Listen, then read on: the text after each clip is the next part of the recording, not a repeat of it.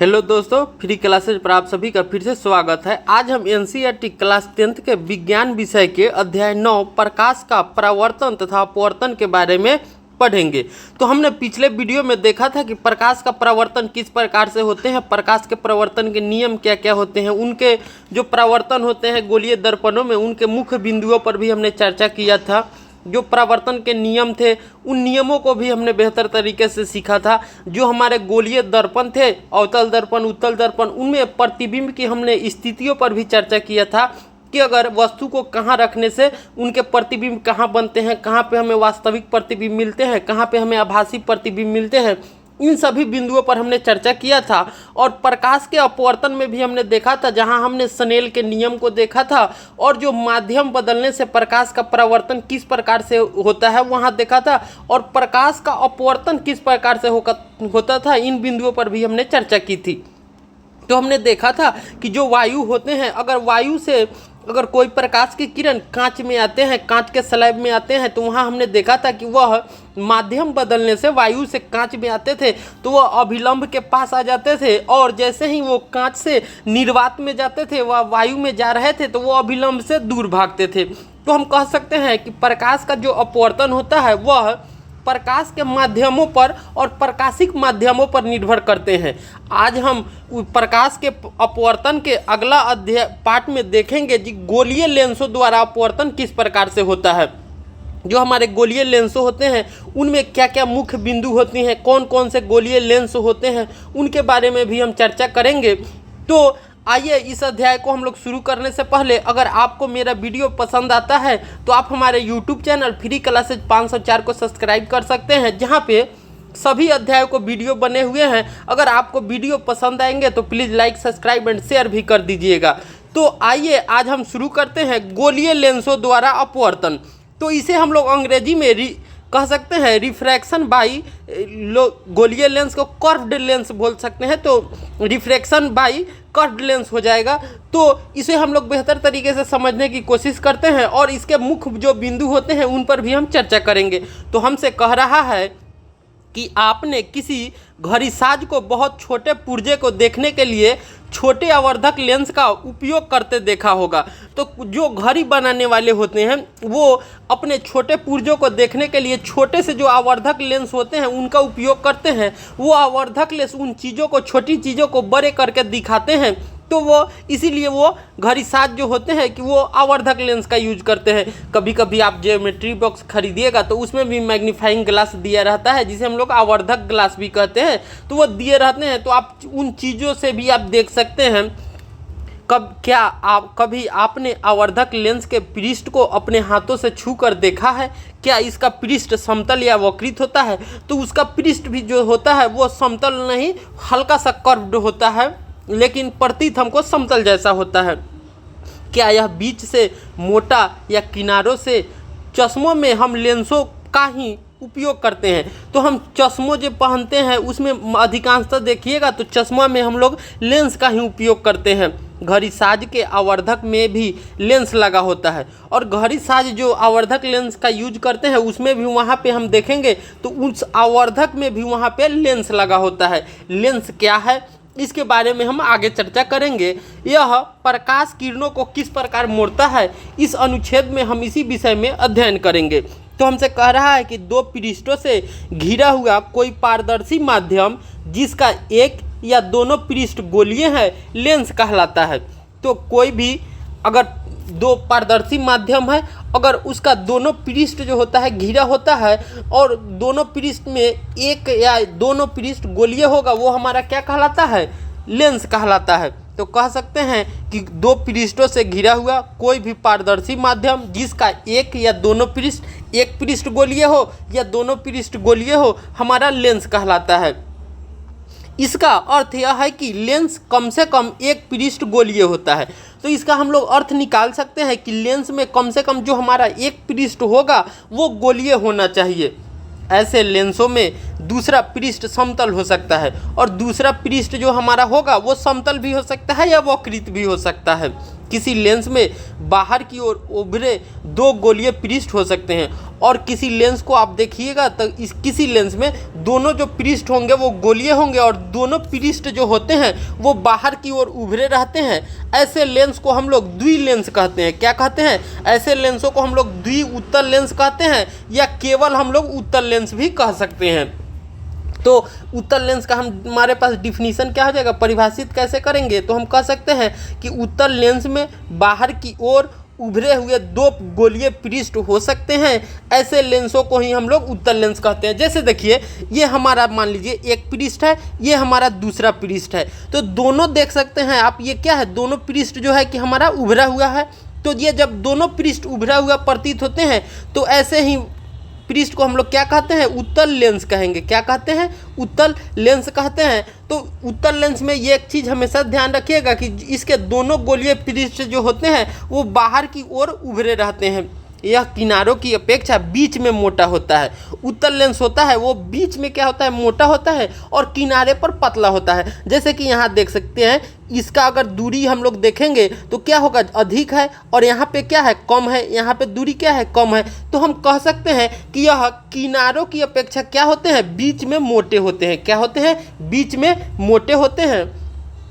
उत्तल लेंस प्रकाश किरणों को चित्र 9.12 में दर्शाए अनुसार अभिसरित करते हैं। तो उत्तल लेंस जो होते हैं कि वो प्रकाश किरणों को क्या करते हैं, तो अभिसरित करते हैं। जैसा कि आप देख सकते हैं, इसीलिए उत्तल लेंसों को अभिसारी लेंस भी कहा जाता है।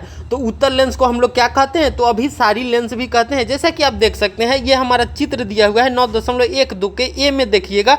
तो ये जो हमारा इमेज है ये क्या है, तो उत्तल लेंस है। ये हमारा क्या है, उत्तल लेंस है।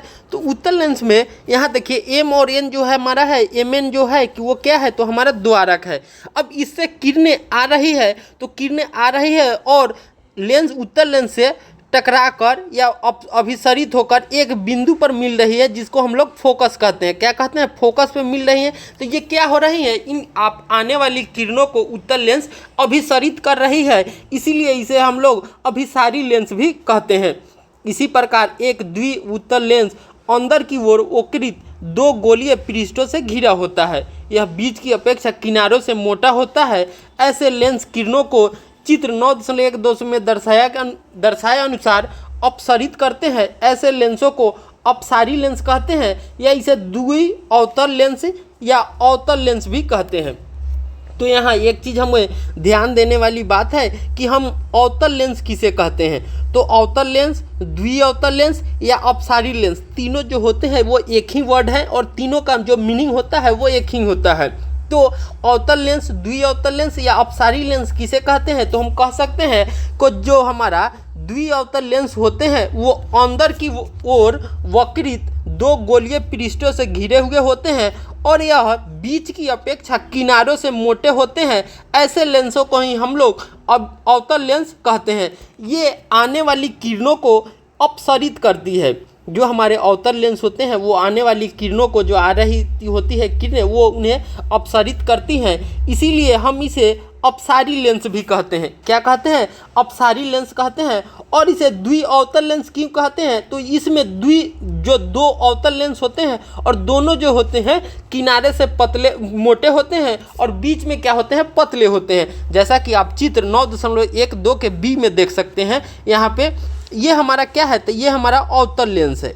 क्या है? अवतल लेंस है। अब देखिए अवतल लेंस किनारे पर क्या है, यहाँ पे हमको मोटा नजर आ रहा है, ये किनारे भी हमको मोटा नजर रहे हैं और यहाँ पे देखिएगा तो बीच में हमारा क्या है, पतला। तो ये क्या होते हैं, ये हमारा अवतल लेंस होते हैं। अब देखिए यहाँ पे जो भी आपतित किरणें आ रही हैं या आने वाली जो किरणें होती हैं वो परावर्तन के बाद इससे टकरा कर अपवर्तित होती है। तो अपवर्तित होने के बाद एक बिंदु पर अपसरित होती हुई प्रतीत होती है। अपसरित का मतलब होता है कि काल्पनिक रूप से मिलती है। तो ऐसे लेंसों को हम लोग अपसरित लेंस कहते हैं या अपसारी लेंस भी कहते हैं। तो ये देखिए, ये जो लाइनें हैं ये हमारी प्रतीत हो रही है, अपसरित हो रही है, इसीलिए इसे हम लोग क्या कहेंगे, अपसारी लेंस कहते हैं। किसी लेंस में चाहे वह उत्तल हो या अवतल हो, दो गोलीय पृष्ठ होते हैं। तो कोई भी लेंस हमने यहाँ पे देखा कि कोई भी लेंस हो, चाहे वह उत्तल हो चाहे अवतल हो, दोनों में दो गोलीय पृष्ठ होते हैं। तो लेंस में हमेशा चीज़ ध्यान रखिएगा कि दो पृष्ठ होते हैं और दोनों क्या होते हैं, गोलीय होते हैं। उत्तल लेंस में हम क्या देखे थे, तो उत्तल लेंस बीच से मोटा होता है और अवतल लेंस बीच से क्या होते हैं, पतले होते हैं, किनारे पर मोटे होते हैं। इनमें से प्रत्येक पृष्ठ एक गोले का भाग होता है। जो भी इनमें प्रत्येक पृष्ठ होते हैं वो क्या होते हैं, तो एक गोले का भाग होते हैं, किसी न किसी गोले का वह भाग होते हैं। इन गोले के केंद्र को लेंस के वक्रता केंद्र कहलाते हैं। तो वक्रता केंद्र किसे कहेंगे, तो हम लोग देखते हैं कि जो कोई भी लेंस होते हैं, गोलीय लेंस होते हैं, वो क्या हैं, कोई भी गोलीय लेंस है तो उनमें प्रत्येक जो गोलीय लेंस होंगे वो क्या होते हैं, गोले का भाग होते हैं। जैसे मान लीजिए ये हमारा गोला है, अब ये हमारा गोला है तो गोला का जो ये है तो ये हमारे भाग होते हैं। जैसे मान सकते हैं ये और ये मान लीजिए हमारा गोला का भाग है। तो इस गोले का जो केंद्र होता है वही हमारा लेंस का क्या होगा, वक्रता केंद्र होगा। गोले का जो केंद्र होता है वही हमारा लेंस का क्या होता है, वक्रता केंद्र होता है। इसे हम लोग सी अक्षर से निरूपित करते हैं। वक्रता केंद्र को हम लोग सी अक्षर के द्वारा इंडिकेट करते हैं, क्योंकि लेंस के दो वक्रता केंद्र होते हैं। हमेशा ध्यान देने वाली चीज़ है कि लेंस में कितने वक्रता केंद्र होते हैं, तो वह लेंस जो होते हैं उनमें दो वक्रता केंद्र होते हैं। लेंस में कितने वक्रता केंद्र होते हैं, तो दो लेंस में वक्रता केंद्र होते हैं, C1 C2। अब मान लीजिए जैसे यहाँ देखिए ये हमारा क्या है, तो ये देखिए ये हमारा C1 है और यहाँ पे हमारा C2 है। तो प्रत्येक लेंस में दो वक्रता केंद्र होंगे, C1 C2। आप कोई भी नाम दे सकते हैं, क्योंकि हमने वक्रता केंद्र को C से निरूपित किया है, इसीलिए अगर हमको पास दो वक्रता केंद्र है तो C1 C2 कहते हैं। अगर आप वक्रता केंद्र को अगर किसी और चीज़ से हम लोग इंडिकेट करते तो वहाँ पे उसी के हिसाब से नाम रहता। अगर मान लीजिए हमने वक्रता केंद्र को अगर O से इंडिकेट किया हुआ रहता तो वक्रता केंद्र हमारा क्या हो जाता, O1 एंड O2 हो जाता वक्रता केंद्र। तो C से हम लोग रिप्रेजेंट करते हैं, इसीलिए हम वक्रता केंद्र को C1 और C2 कहते हैं। लेंस में कितने वक्रता केंद्र हो जाते हैं, तो दो होते हैं वक्रता केंद्र होते हैं, इसलिए इन्हें C1 तथा C2 द्वारा निरूपित किया जाता है। किसी लेंस के दोनों वक्रता केंद्रों से गुजरने वाली एक काल्पनिक सीधी रेखा लेंस का मुख्य अक्ष कहलाती है। तो किसी भी लेंस के दोनों वक्रता केंद्र से गुजरने वाली जो सीधी और काल्पनिक रेखा होती है वह लेंस का मुख्य अक्ष कहलाती है। क्या कहलाती है, मुख्य अक्ष कहलाती है, जिसे हम लोग मेन एक्सिस कहते हैं। जैसे आप मान लीजिए ये हमारा ये है, अब मान लीजिए यहाँ पे हमारा C1 है, यहाँ पे हमारा क्या हो जाएगा, C2 हो जाएगा। अब इस दोनों रेखा को मिलाने वाली जो भी काल्पनिक रेखा होती है वही हमारा क्या कहलाता है, मेन एक्सिस कहलाता है या मुख्य अक्ष कहलाता है। इसे हम लोग x और x डैश द्वारा निरूपित करते हैं, x और x डैश द्वारा हम लोग निरूपित करते हैं। यही हमारा क्या हो जाता है, मुख्य अक्ष कहलाता है। लेंस का केंद्रीय बिंदु इसका प्रकाशिक केंद्रक कहलाता है। तो जो लेंस का मुख्य बिंदु होता है वो हमारा क्या कहलाता है, प्रकाशिक केंद्र कहलाता है। जैसे कि यहाँ पे आप देख सकते हैं, यहाँ हमारा जैसे O है, ये लेंस है, लेंस का जो ये बिंदु है O, ये हमारा O क्या हो जाएगा, यही हमारा प्रकाशिक केंद्र कहलाता है। क्या कहलाता है, प्रकाशिक केंद्र कहलाता है। इसे प्रायः O अक्षर से निरूपित करते हैं। तो जो हमारा प्रकाशिक केंद्र होता है उसे हम लोग O से इंडिकेट करते हैं। लेंस के प्रकाशिक केंद्र से गुजरने वाली प्रकाश किरण बिना किसी विचलन के निर्गत होती है। तो हमेशा ये इम्पोर्टेंट पॉइंट हो जाता है कि लेंस के प्रकाशिक केंद्र से गुजरने वाली जो किरण होती है वो किसी विचलन के माने बिना किसी मूवमेंट के, किसी और मूर्ति नहीं है, सीधी रेखा में गमन करती है। जैसे ये देख सकते हैं, ये रेखाएं जो होती है अगर केंद्र से गुजर रही हैं तो इनमें कोई भी विचलन नहीं होता है। यहाँ भी हम देख सकते हैं ये रेखाएं जो हैं कि अगर केंद्र से गुजर रही हैं प्रकाशिक केंद्र से तो इनमें विचलन जो होती है वो नहीं होती है। गोलीय लेंस की वृत्ताकार रूपरेखा का प्रभावी व्यास इसका द्वारा कहलाता है। अब किसी भी लेंस का जो वृत्ताकार रूपरेखा होता है वो हमारा क्या कहलाता है, द्वारा कहलाता है। जैसे यहाँ आप देख सकते हैं ये जो हमारी रेखाएं हो जाएंगी ये क्या हो जाएंगी, ये हमारा द्वारा कहलाते हैं। क्या कहलाते हैं, द्वारा कहलाते हैं। अगर हम इसे MN द्वारा इंडिकेट करते हैं तो ये हमारा MN क्या हो जाएंगे, द्वारक हो जाएंगे। इस अध्याय में अपने विवेचन में हम केवल उन्हीं लेंसों तक सीमित रहेंगे जिनका द्वारक इनकी वक्रता त्रिज्या से बहुत छोटा हो। तो इस अध्याय में हम जब भी चर्चा करेंगे और पढ़ेंगे तो वहाँ हम लोग एक चीज़ ध्यान देना है कि हमेशा जो द्वारक होगा, अगर लेंस का द्वारक उसकी वक्रता त्रिज्या से बहुत छोटा होता है तो उसी के बारे में हम लोग इस अध्याय में चर्चा करेंगे और लेंस तक सीमित रहेंगे। दोनों वक्रता केंद्र प्रकाशिक केंद्र से समान दूरी पर होते हैं। तो जो भी इनके वक्रता केंद्र होते हैं वो प्रकाशिक केंद्र से समान दूरी पर होते हैं। जैसा कि आप यहाँ देख सकते हैं, अगर मान लीजिए हमारे पास के वक्रता केंद्र है तो ये हमारा वो जो है कि ये क्या है, प्रकाशिक केंद्र है, वो हमारा प्रकाशिक केंद्र है। तो अगर ओ से यहाँ तक मान लीजिए हमारा C1 है तो यहाँ से यहाँ तक C2 है, तो ये जो O से C2 और O से C1 रहेगा ये समान दूरी पर रहेगा। OC1 बराबर OC2 होंगे। ये दोनों जो होते हैं वो समान डिस्टेंस पर रहते हैं। ऐसे लेंस छोटे द्वारक के पतले लेंस कहलाते हैं। तो जो भी लेंस जिसके द्वारक छोटे होते हैं वो पतले लेंस कहलाते हैं। जब किसी लेंस पर समांतर किरणें आपतित होती है तो क्या होता है, इसे समझने के लिए आइए एक क्रियाकलाप करते हैं। क्रियाकलाप 9.11 को हम लोग देखते हैं और बेहतर तरीके से समझने की कोशिश करते हैं। चेतावनी, इस क्रियाकलाप को करते समय अथवा अन्यथा भी सूर्य की ओर सीधे या लेंस से न देखें। यदि आप ऐसा करेंगे तो आपकी आंखों को क्षति हो सकती है। इस क्रियाकलाप को जब हम करेंगे तो हमको सूर्य की ओर सीधे या लेंस की सहायता से नहीं देखना है। इससे अगर ऐसा करते हैं हम तो हमारी आंखें खराब हो सकती है। एक उत्तल लेंस को अपने हाथ में पकड़िए, इसे सूर्य की ओर निर्दिष्ट कीजिए। सूर्य के प्रकाश को एक कागज की शीट पर फोकसित कीजिए। सूर्य का एक तीक्ष्ण चमकदार प्रतिबिंब प्राप्त कीजिए। कागज का तथा लेंस को कुछ समय के लिए उसी स्थिति में पकड़े रखिए। कागज को देखते रहिए क्या होता है, ऐसा क्यों होता है। क्रियाकलाप 9.2 के अपने अनुभवों को स्मरण कीजिए। तो क्रियाकलाप जो 9.2 में हमने देखा था तो वहाँ पे स्मरण करेंगे तो वहाँ पे हमने प्रकाश के परावर्तन के बारे में चर्चा किया था। यहाँ हम लोग अपवर्तन के बारे में देखेंगे। कागज सुलगने लगता है और धुआं उत्पन्न होता है। कुछ समय पश्चात यह आग भी पकड़ सकता है। ऐसा क्यों होता है, तो सूर्य से आने वाली प्रकाश की किरणें समांतर होती है।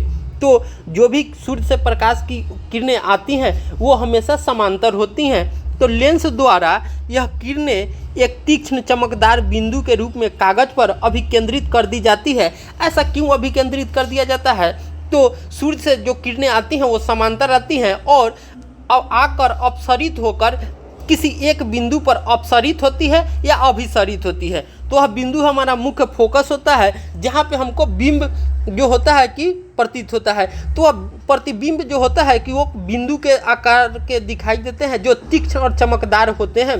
तो वही बिंदु क्या होते हैं कि वो कागज के सुलगाने लगते हैं। वास्तव में कागज की शीट पर यह चमकदार बिंदु सूर्य का प्रतिबिंब है। तो जो कागज के शीट पर हमें चमकदार एक छोटा सा गोलीय आकृति दिखाई देती है वह क्या है, तो वह सूर्य का एक प्रतिबिंब है। एक बिंदु पर सूर्य के प्रकाश का संकेंद्रण ऊष्मा उत्पन्न करता है। किसी एक बिंदु पर सूर्य के प्रकाश का जो संकेंद्रण होगा वो क्या होगा, तो ऊष्मा उत्पन्न करती है। इसी के कारण क्या होता है, कागज जलने लगती है। अब हम लेंस के मुख्य अक्ष के समानांतर प्रकाश किरणों पर विचार करते हैं। जब आप प्रकाश की ऐसी किरणों को किसी लेंस से गुजारते हैं तो क्या होता है। एक उत्तल लेंस के लिए इसे चित्र 9.12 ए में तथा अवतल लेंस के लिए 9.12 बी में दर्शाया गया है। ध्यानपूर्वक 9.12 ए को ध्यानपूर्वक देखिए। उत्तल लेंस पर मुख्य अक्ष के समानांतर प्रकाश की बहुत सी किरणें आपतित हैं। ये किरणें लेंस से अपवर्तन के पश्चात मुख्य अक्ष पर एक बिंदु पर अभिसरित हो जाती है। मुख्य अक्ष पर यह बिंदु लेंस का मुख्य फोकस कहलाता है। तो जो प्रकाश किरणें होती हैं वो उत्तल लेंस पर मुख्य अक्ष के समानांतर आती सी बहुत सी किरणें आती हैं जिन्हें हम लोग आपतित किरण कहते हैं। तो ये किरणें होती हैं लेंस से अपवर्तन के पश्चात मुख्य अक्ष पर किसी एक बिंदु पर अभिसरित होती हैं। तो अभिसरित होती हैं तो यही मुख्य अक्ष पर जिस बिंदु पर यह अभिसरित होती हैं वह लेंस का मुख्य फोकस कहलाता है। अब आइए अब एक अवतल लेंस का व्यवहार देखें। तो उत्तल लेंस में हमेशा क्या होती है, तो उत्तल लेंस में अभिसरित होती है, जबकि अवतल लेंस में ये अपसरित होंगी। चित्र 9.12b को ध्यानपूर्वक देखिए। अवतल लेंस पर मुख्य अक्ष के समानांतर प्रकाश की अनेक किरणें आपतित हो रही हैं। तो जो अवतल लेंस होते हैं उनके मुख्य अक्ष के समानांतर प्रकाश की बहुत से किरणें जो होती हैं वो आती हैं या आपतित होती हैं। ये किरणें क्या करती हैं, तो अपवर्तन के पश्चात मुख्य अक्ष के एक बिंदु पर अपसरित होती है। उत्तल लेंस में हमने देखा था कि अभिसरित हो रही थी और यहाँ अवतल लेंस में अपसरित होती है। अपसरित का मतलब हो जाता है कि समझ सकते हैं कि जो काल्पनिक रूप से कटते हैं, वास्तविक में नहीं कटते हैं, उन्हें हम लोग क्या कहते हैं, अपसरित कहते हैं। मुख्य अक्ष पर यह बिंदु अवतल लेंस का मुख्य फोकस कहलाता है। तो जब अपसरित होंगी तो अवतल लेंस का मुख्य फोकस, और जब अभिसरित होती हैं वह उत्तल लेंस का मुख्य फोकस कहलाता है। यदि आप किसी लेंस के विपरीत पृष्ठ से समांतर किरणों को गुजरने दें तो आपको पहले से विपरीत दिशा में दूसरा मुख्य फोकस प्राप्त होगा। अगर यदि हम किसी लेंस के विपरीत पृष्ठ से यही समांतर किरणों को जाने देते हैं और गुजरने देते हैं तो हमें विपरीत दिशा में एक दूसरा मुख्य फोकस प्राप्त होता है। मुख्य फोकस को निरूपित करने के लिए प्रायः अक्षर F का प्रयोग करते हैं। तो हम लोग मुख्य फोकस को हमेशा इंडिकेट करने के लिए F का यूज करते हैं। कैपिटल F के द्वारा हम लोग मुख्य फोकस को इंडिकेट करते हैं। तथापि किसी लेंस में दो मुख्य फोकस होते हैं। जिस तरह से हमने देखा था कि लेंस में दो वक्रता केंद्र होते हैं, उसी तरह से मुख्य फोकस जो होते हैं वो दो होते हैं। इन्हें हम वक्रता केंद्र था तो C1 C2 लिखे थे, फोकस जो रहते हैं हम उसे F1 और F2 लिखते हैं। तो लेंस में दो मुख्य फोकस और दो वक्रता केंद्र होते हैं।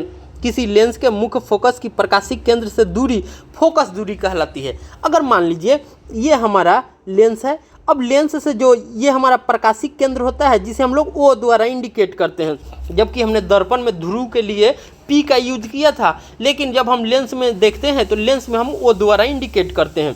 तो O से जो हमारा F के बीच की दूरी होगी F1 के, तो F1 के बीच की दूरी, ये दूरी हमारा क्या कहलाती है, फोकस दूरी कहलाती है। क्या कहलाती है, फोकस दूरी कहलाती है। फोकस दूरी को हम लोग स्मॉल f द्वारा इंडिकेट करते हैं। फोकस दूरी को हम लोग क्या छोटा f के द्वारा इंडिकेट करते हैं। आप किसी उत्तल लेंस की फोकस दूरी किस प्रकार ज्ञात कर सकते हैं। क्रियाकलाप 9.11 को स्मरण कीजिए। इस क्रियाकलाप में लेंस की स्थिति तथा सूर्य के प्रतिबिंब की स्थिति के बीच की दूरी लेंस की सन्निकट लगभग फोकस दूरी बताती है। जैसा कि हमने देखा था, तो हम चित्रों को देखते हैं, एक बार और बेहतर तरीके से समझने की कोशिश करते हैं। तो यहाँ हमने इन चित्रों के बारे में देखा था। तो यहाँ देखिए, ये प्रकाश की किरणें जब आती हैं तो आने के बाद क्या हो रहा है कि अगर हम पहला चित्र को देखते हैं तो यहाँ हमारा उत्तल लेंस है।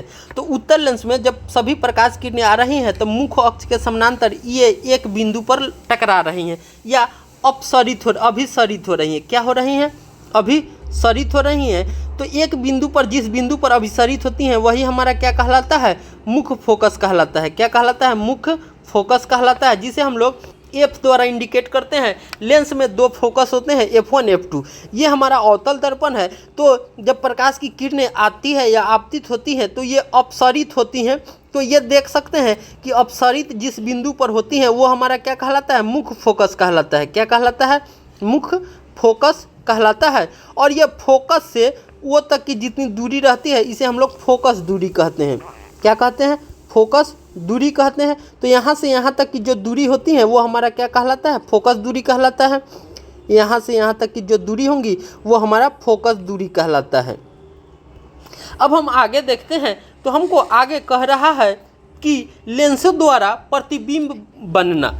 तो लेंस के द्वारा कितने प्रतिबिंब बनते हैं, उत्तल लेंस में किस प्रकार के प्रतिबिंब बनते हैं, हमारे अवतल लेंस में किस प्रकार के प्रतिबिंब बनते हैं, इन बिंदुओं पर हम चर्चा करेंगे।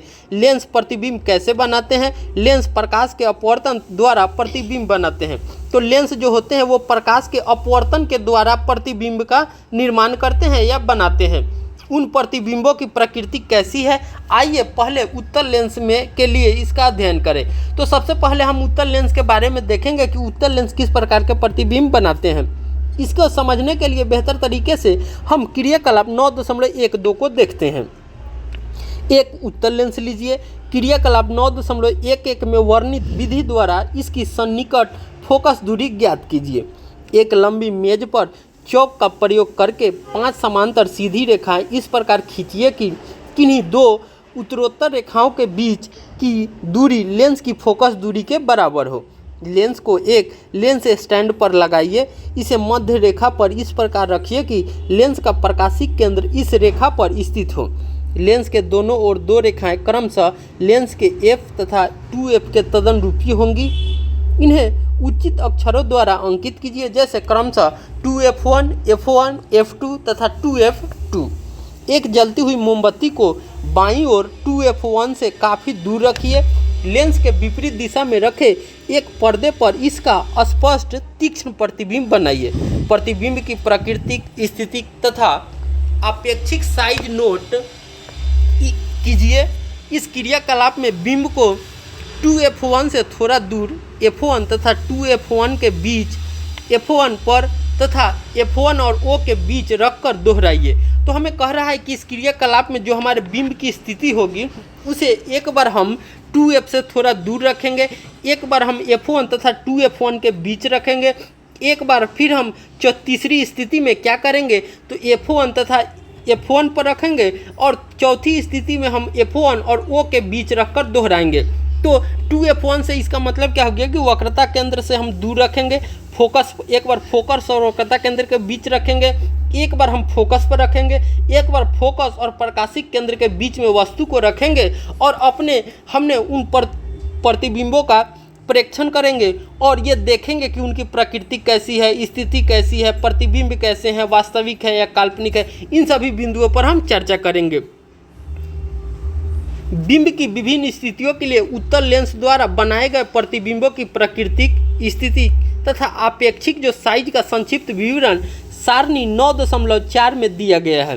सारणी 9.4 की विभिन्न स्थितियों के लिए उत्तल लेंस द्वारा बने प्रतिबिंब की प्राकृतिक स्थिति तथा अपेक्षिक साइज। तो सारणी 9.4 में हमारा उत्तल लेंस के द्वारा बने हुए प्रतिबिंबों का प्राकृतिक स्थिति और जो अपेक्षिक साइज होते हैं वो दिया हुआ है।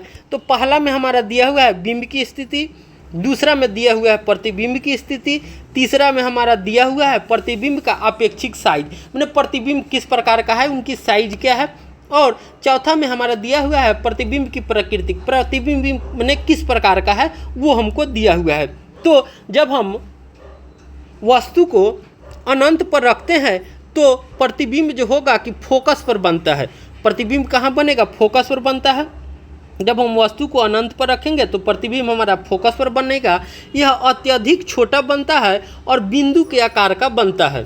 प्रतिबिंब की प्रकृति वास्तविक होती है तथा उल्टा होता है। वास्तविक होंगे तो ऑब्वियसली जो होते हैं कि उल्टा होते हैं। वास्तविक प्रतिबिंब हमेशा उल्टा रहेंगे, ये चीज़ हमेशा ध्यान रखिएगा। और जो आभासी प्रतिबिंब होंगे वो हमेशा सीधे होते हैं। जब वस्तु को दूसरी स्थिति में 2F1 से परे मैंने 2F1 से दूर थोड़ा रखिएगा तो प्रतिबिंब जो होते हैं F2 तथा 2F2 के बीच में बनते हैं। प्रतिबिंब का जो साइज होता है वह छोटा होता है। प्रतिबिंब की प्रकृति जो होती है वास्तविक तथा उल्टा बनते हैं। जब हम तीसरी स्थिति में जब वस्तु को रखते हैं 2F1 पर तो प्रतिबिंब भी हमारा 2F2 पर बनता है। प्रतिबिंब भी हमारा कहाँ बनेगा, 2F2 पर बनेगा और ये समान साइज के प्रतिबिंब बनते हैं। इसकी प्रतिबिंब की प्रकृति कैसी होती है तो ये वास्तविक तथा उल्टा होते हैं।